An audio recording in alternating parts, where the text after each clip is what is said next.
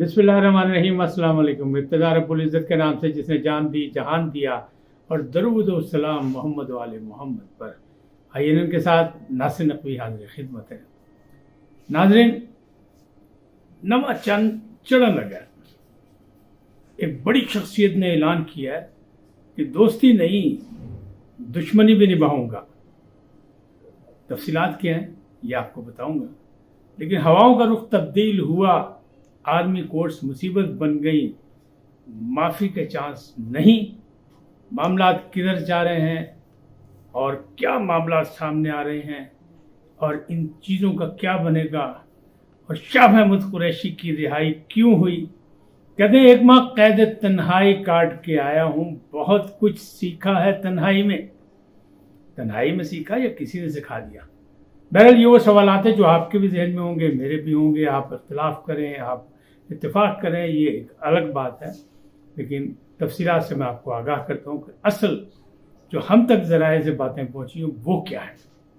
लेकिन पहले आपसे गुजारिश कि INN को सब्सक्राइब करें, लाइक करें, घंटी का बटन दबाना ना भूलें, और अपनी कीमती राय का इजहार अपनी शख्सियत, रवादारी और बर्दाश्त के साथ दें, इसलिए कि ममलकत पाकिस्तान को इस वक्त बर्दाश्त की ज़रूरत है, सब्र व तहम्मुल की ज़रूरत है, क्योंकि जो कुछ 9 मई को हुआ उसने हम सबको बर्दाश्त से बाहर कर दिया, और हम लोग ममलकत के लिए जान निछावर करने को तैयार हैं। जिनका जुर्म है वो भी तायब होते जा रहे हैं, लेकिन क्या उनको माफ़ी मिलेगी या नहीं मिलेगी। तो नाज़रीन, बात यह है कि नवा चांद चढ़ने वाला है। वो क्या है कि मामलात जो हैं अभी संजीदगी से देखे जा रहे हैं, लेकिन किसी तरफ हल नज़र नहीं आ रहा। और क्यों नहीं आ रहा कि देखें, शाह महमूद कुरैशी, मखदूम शाह महमूद कुरैशी, बल्कि पीर मखदूम शाह महमूद कुरैशी, 1 माह की कैद तन्हाई के बाद वो ज़मान पार्क पहुंच गए, अपने चेयरमैन के पास, खाने आज़म के पास। कहाँ? जहाँ वो तन्हाई में बैठा हुआ है। और फिर उस कमरे में मुलाकात हुई जिस कमरे को साउंड प्रूफ किया गया है, और ऐसा कोशिश की गई कि वहाँ की कोई बात लीक ना हो। तो बातचीत क्या हो रही? फिर भी ज़राए का दावा है कि शाह महमूद कुरैशी जो तावीज़ लेके गए हैं, जो तजवीज़ लेके गए हैं, वो यही है कि भाई तुहाडे ते आ गया बुरा वक्त, पार्टी मैं संभालांगा, मैं बाहर ऐलान करके आया हूँ कि इंसाफ का झंडा मेरे पास है।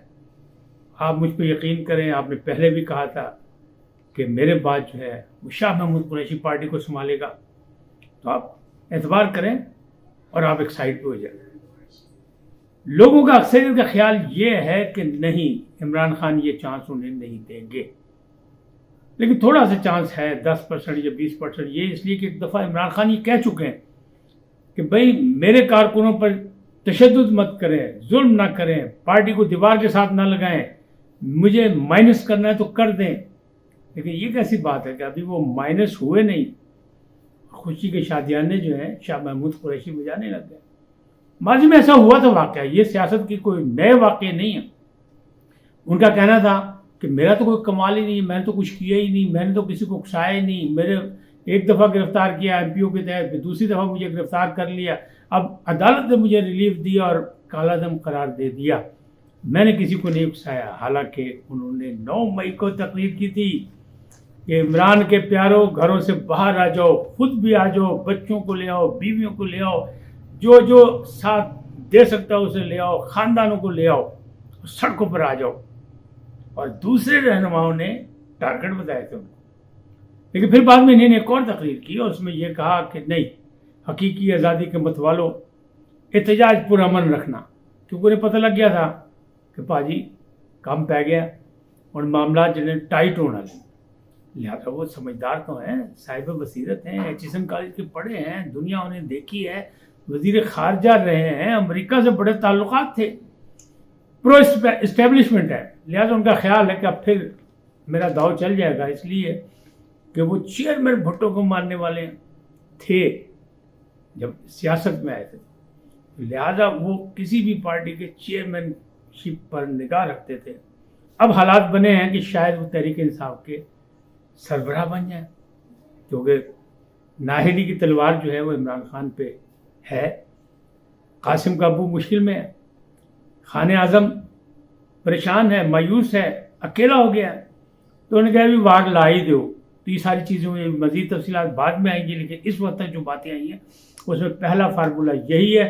یہ کسی نے ان کو پڑھایا ہے, سمجھایا کہ پاجی دیکھو نواز شریف نے بھی صبر کی تھا, پاسے ہو گیا تو پارٹی بھی بچ گئی تو وہ بھی بچ گیا, تو اسی بھی ہو جاؤ. ذوالفقار علی بھٹو نے نہیں کیا تھا تو اسے پھانسی پہ چڑھنا پڑ گیا.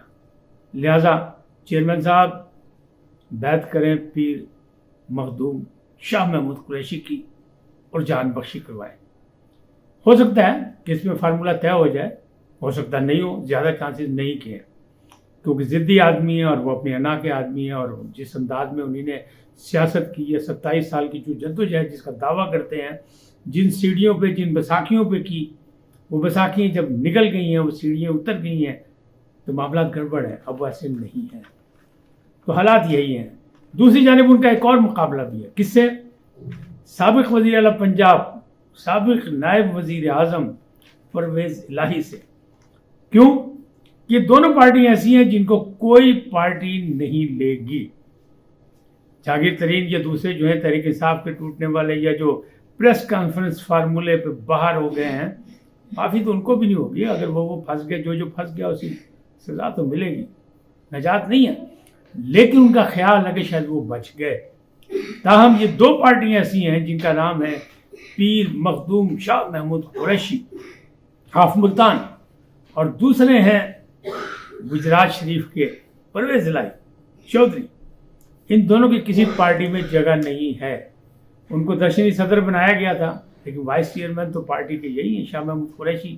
لہٰذا ان دونوں میں مقابلہ اس لیے ہے کہ کسی اور پارٹی نے ان کو قبول نہیں کرنا, نہ مسلم لیگ نون نے, نہ پاکستان پیپلز پارٹی نے. حالانکہ پاکستان پیپلز پارٹی ان کو نائب وزیر اعظم بنا چکی ہے. تاہم اب اس شخصیت کی بات سنیں. وہ شخصیت کون سی ہے جس نے یہ کہا کہ میں دوستیاں نبھانا جانتا ہوں, میں مفاہمت پسند ہوں, لیکن اب دشمنی بھی نبھاؤں گا. اس کو کس پہ غصہ ہے؟ اس کو دو پارٹیوں پہ غصہ ہے. پہلا غصہ اسے پرویز الہی پر ہے, اور وہ ہیں سابق وزیر اعظم کو چیئرمین پاکستان پیپلز پارٹی آصف علی زرداری. وہ کہتے نہیں, ساری سیاست کو ہماری ختم خراب کرنے کی کوشش کی پرویز الہی نے, اور پرویز الہی نے دھوکہ دیا, لہٰذا اب میں اس سے دشمنی نبھاؤں گا, بتاؤں گا کہ دشمنی کیا ہوتی ہے. دوسرا ان کا کس سے ہے؟ ناراضگی ہے. ہماری اتنی بڑی دشمنی لیکن ناراضگی ہے.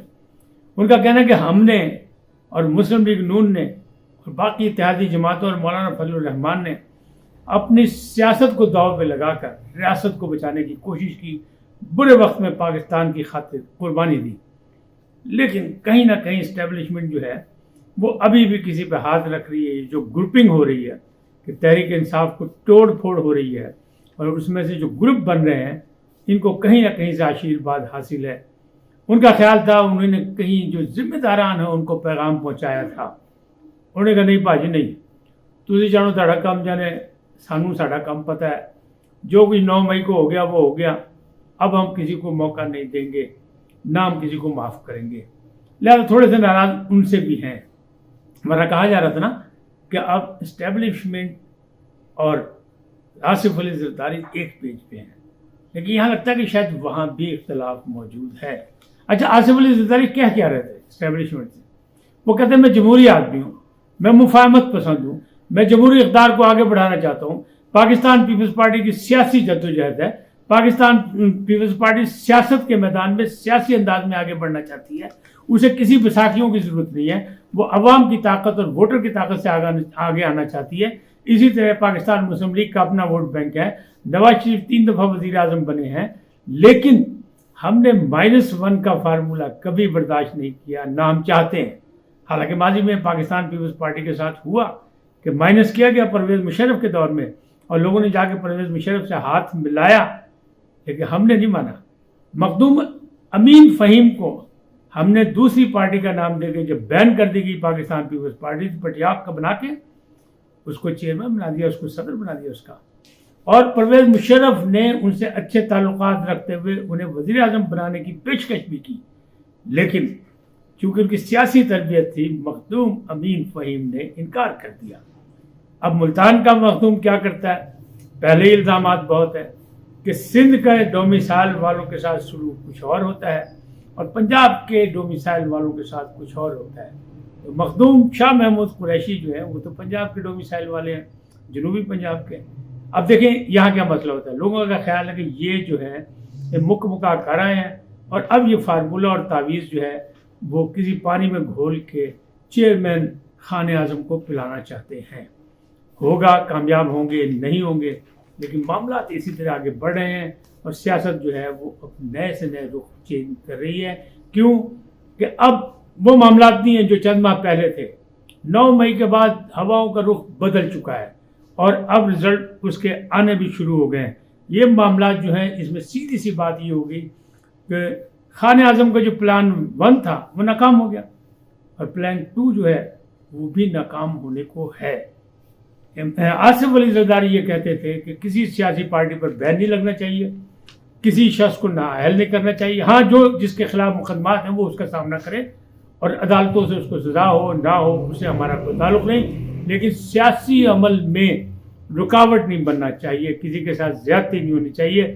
یعنی خان اعظم کو دیوار کے ساتھ نہ لگایا جائے، قاسم کے ابو کے ساتھ تھوڑی سی نرمی برتی جائے.